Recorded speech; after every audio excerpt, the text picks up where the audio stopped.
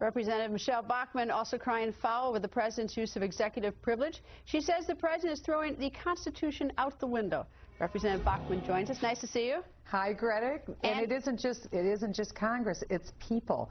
We have phone calls that are running 30-1 against the President of the United States. And what they're doing is they're calling members' office and saying, what are you going to do about this? Are you going to let this president go rogue and not do anything at all? They're demanding that we respond. And so what Darrell Issa is doing is right. If we take a vote next week in the House, that's right. But this isn't just one issue with executive privilege. This is a pattern. This is what we saw the president doing with immigration, saying, well, I won't enforce the law last week. This is dealing with the leaks on national security.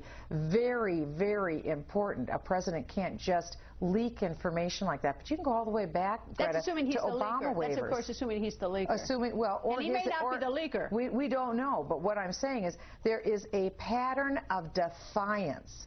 And the American people are outraged. They're saying, enough.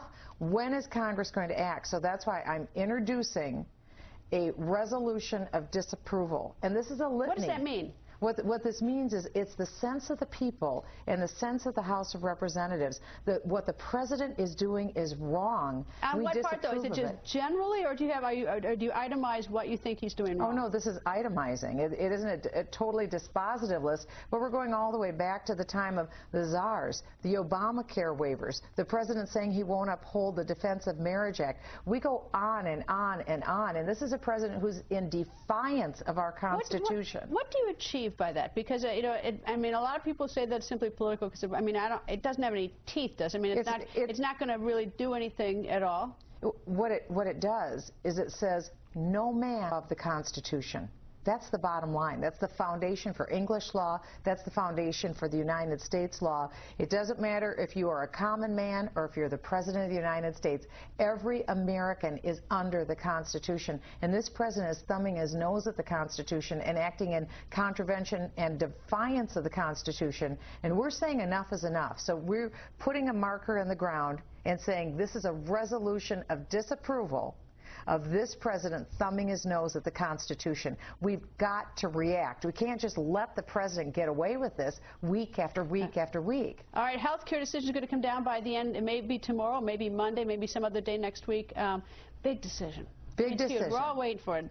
It is. Well, you know, of course, I firmly believe that it's unconstitutional. I was the first member of Congress who introduced the full-scale repeal of Obamacare and called for literally tens of thousands of Americans to come here to this Capitol, which is right behind me, to make their voice heard because people said this is an unconstitutional act on the part of the president. What if the Supreme Court disagrees? What if the Supreme Court says, no, the mandate's constitutional and so is the statute?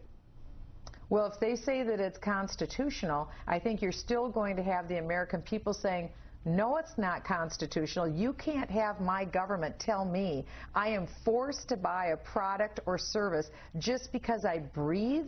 Just because I breathe, that's a tax that the government is putting upon me. And I think you're going to see absolute outrage on the part of the American people. That's why the American people are saying to us as members of Congress, when are you going to stand up for yourselves? When are you going to show some backbone in Congress? That's why we've got to stand up for them and speak out. And you mentioned Congressman Issa today. Your prediction, what happens next week with the vote on contempt? On contempt, no question it will pass through the House of Representatives. And then what? And what's the impact? The impact is the president is outside of the sense of Congress on this, and I think the president will be forced. I don't think he likes Congress to begin with. I don't think he minds me. No, but isn't it interesting? This president has made himself Congress, has made himself president, has made himself the Supreme Court. He doesn't like you guys. Well, tough. You are not above the law. That's what we have to remember. That we are a nation of laws, not men. And we've got to act under the Constitution. People are sick of it. That's really what the Tea Party was all about. People said the Constitution isn't optional, it's mandatory. And a pretty heavy price was paid for that document. Live under it. And that's what this president needs to do, too. All right, well, we'll be watching to see what happens with your resolution. Of course, we're all waiting for the Supreme Court to see which way that decision goes. We are. Nice to see you. Thank you for joining us. Thank you.